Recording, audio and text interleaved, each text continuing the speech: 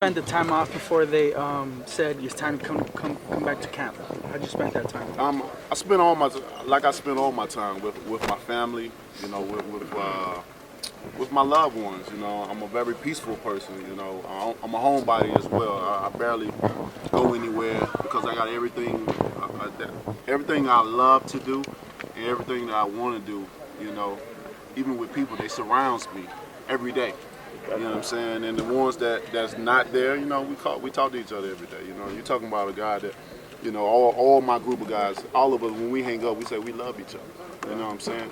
And so, you know, I did the same thing to spend my time with the ones that love me the most. You said earlier up here that you were at a happy place in your life. Can you elaborate on that a little bit? Yeah, I'm just so happy right now. You know what I mean? I've been happy for a long time. You know, it took a long time to get to this point in time to understand what true happiness feels like. You know, because when you grow up, everybody always say they start from the bottom and different things like that. And you know, the bottom is only defined by how you describe it. But you know, I've been through a lot of trials and tribulations in my life. You know what I'm saying? A lot of ups and downs, like a lot of us in this room. But I felt like I broke through somewhere through victory, where I could raise my hands in the air, like I said, and look and say, I've made it. I've accomplished a lot of goals that I've set in my life. My kids are good for life. You don't know how much that means to me. You know what I mean? To see them, sometimes I shed tears. That's the only way I can cry. Good movies and my children. You know, and that'll make me cry. And I'm just here, so I've accomplished so much, and it's just a great feeling for me to be able to accomplish that and to see the things that I've done and allow my kids to enjoy the fruits of my labor as well as I were able to do so as well. I'm only 34 years young, and I'm here where I am now. When I'm 40, I'm really gonna be well relaxed and going to the mailbox in Gucci slippers. You know what I'm saying? Open the box. So, but other than that, I'm very happy, and I hope everyone, if they're not happy, to find ultimate happiness in their life. And money is not the ultimate reason of being happy. I don't want anyone to misinterpret that, because I've gained success because of money and stuff like that. Money only defines you. It's so much until it runs out, and then what happens? Then you really realize who loved it, who really wanted to be around you, and all those different things. And the happiness is within and your surrounding, and I'm so happy.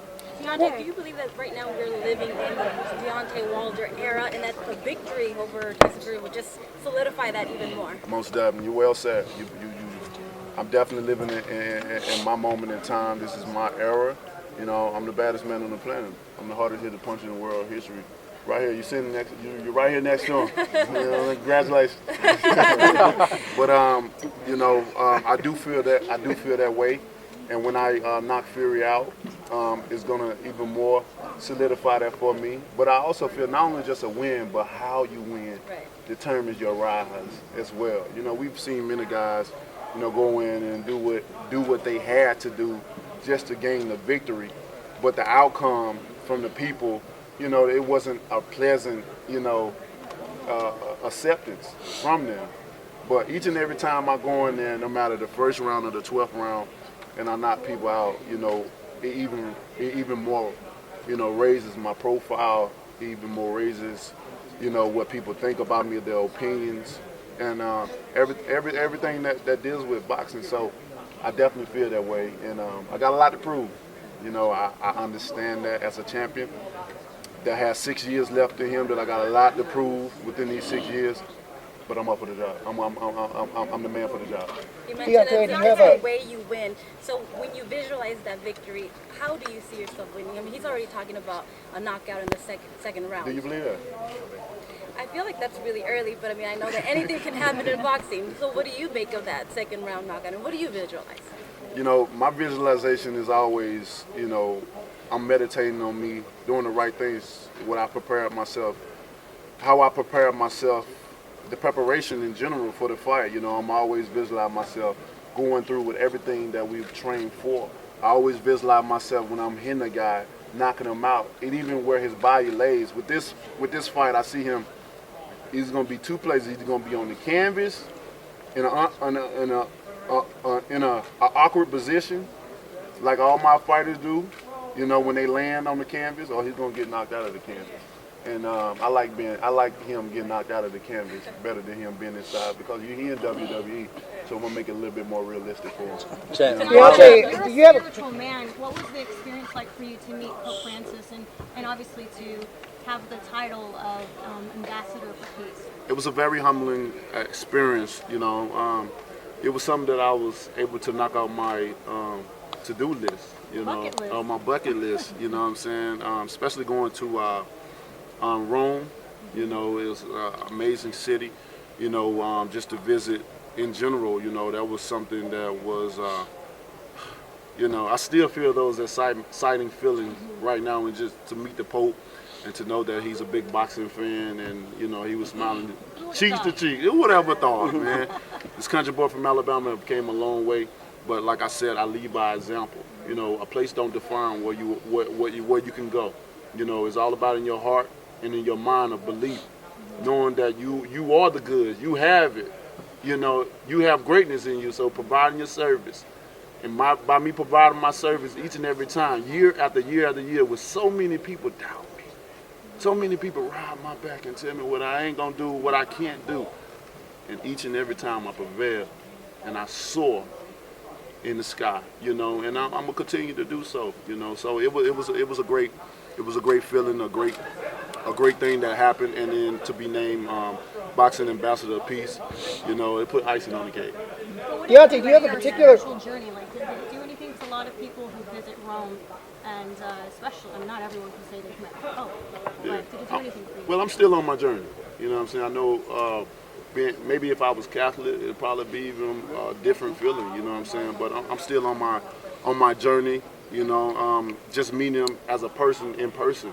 You know, I mean, it was a great moment in time for me. You know, one that I'll never forget, and just to be able to talk to him and do certain things. You know what I mean? I mean, this guy have shit. What is like 7 billion people in the world or something? And he got a quarter of that. So you know what I'm saying? So. That's, you know, a lot of people follow him and look up to him, you know, and like I said, it's an amazing feeling. What did you mean when you said that you want one face and one name in boxing? One champion, one face, one name. It's self-explanatory. One champion, one face, one name. One guy obtaining all belts, considering him the undisputed, the undefeated, unified heavyweight champion of the world. One face. You looking at him. And what's my name? Deontay Wilder. Deontay, when you guys were in the face-off, you walk to the ring like a king. You've been walking into your power as a king outside of the ring. Can you speak on that a little bit about your maturity outside of the ring and how it's, you know, you talk about your service, and I hear the words that you speak and you talk about speaking things into existence. Yes. Can you speak on how you came to that and how you coming into that energy? Yeah, I think maturity comes with time, you know what I'm saying, and time in life, you know, to experience so many things in your life and to learn from your mistakes, you know, and from where I came from and where I am now, I've learned so much. I've sat back and I'm big into meditation. I never used to be that way, so big into meditation. I tell people all the time, my 30s have been some of the best years of my life because it slowed me down mentally. Where I just want to sometimes I like to be alone, just to meditate and think about certain things, and a lot of things come to me from the past that I didn't understand in the past. But right now, because I'm so knowledgeable about things, because I'm into certain things, you know what I'm saying, I understand subliminal messages a lot. I'm a person that feels about or energy, sometimes emotion. I have a sixth sense, you know what I'm saying? But with all that combining together, just understanding who I am. When a person find a long time for themselves and be able to go through so many different things and learn themselves, you get a greater outcome. And then learning yourself, because you're like, well, shit, I've been in this body forever, however many years, you know what I'm saying, it is. And you're like, I know myself better than anyone. At least that's what you think. Until you just things start unraveling when you start getting into things, especially when you find that peace. See, peace is a thing some people will never endure. Because when you at home off work, that really ain't no peace. Because you worry about shit. What time you got to get up and go to work again tomorrow? You feel me? So it really ain't no peace. You know what I'm saying? And then sometimes when we in a bigger city, we can't find no peace because there's so many damn people. There's so many. You know what I'm saying? So sometimes people don't understand what peace really is. Just sit down and rest and relax. And all my places provide that for me, so I understand a lot of things allow me to enter into the world and take on so many different obstacles. This title that I represent, so many people look up to me. And they say, it ain't nothing wrong with being a role model, but like I said, I'm not perfect, and I let that be known. If I'm gonna be a role model, y'all gotta take me for who I am. Don't make me to be what you want me to be. Because I'm going to be what I want to be and what God has placed me to be. You know what I'm saying? I may make some mistakes along the way. I may say some shit that don't make no sense. I may say some things that don't agree with a lot of people. But I am who I am, and I'm laying it down as a champion. And I want people to know that you can be yourself. You can believe in yourself. That's why I say speak it. Speak the things in existence, what you want to do. Low or high. It's unlimited. When your mind's supposed to be so big that, like I always tell people, my mind's so big that a spaceship can fit in it. That allows me to expand my mindset to say, well, I want to do this and I want to do that, then it ain't no limit. If I want to be an astronaut, it ain't too late. You know, it may take a while, but it ain't too late. And that's just the belief. Believe in you. Whatever you say, and you believe in what you say and you're going to do. And that's the magic, the belief. Belief is a small, simple word, but it's powerful when you unlock it. Many people won't understand what I'm saying. It looked like fear is trying to take some of your words and speak his own stuff. He do it all the time. He do it all the time because he's in a nervous wreck. He's a nervous wreck right now. He don't understand me. Like I told him, I said, Fear, everything I told you came to pass, bro. I know.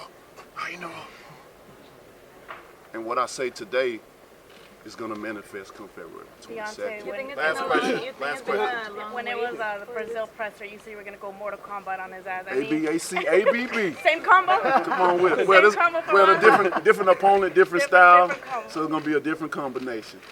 Right. Wilder, what weights for his rematch? Well, it's right on time, I say. You know, I'm not going to complain. You know, I could complain about a lot of things. I say, well, he didn't take the rematch, but we're going to be here another 15 more minutes because I'm going to explain that, why he didn't take the rematch and changing trainers and stuff like that. So, I just got to thank God, thank the universe of us being here. It's the perfect moment in time because we both had 2 warm-ups in there. His role was a little bit easier than mine, of course, but it prepared me. It built up my confidence even more than what it really already is. So you can only imagine. So I say it's right on time. This is a perfect moment, a perfect time and place. And I'm happy for you guys because you guys get to witness greatness. Deontay, They guys get a millennial champion with no belt or whatever. You know, but he wants something. He wants something to hold and go back home. He had the opportunity, but he never got. He allowed himself not to defend those titles when he had it. And now he wants something. He wants it. And I understand that, you know, but come February 22nd. Get one last round. Bomb Squad! That says it all.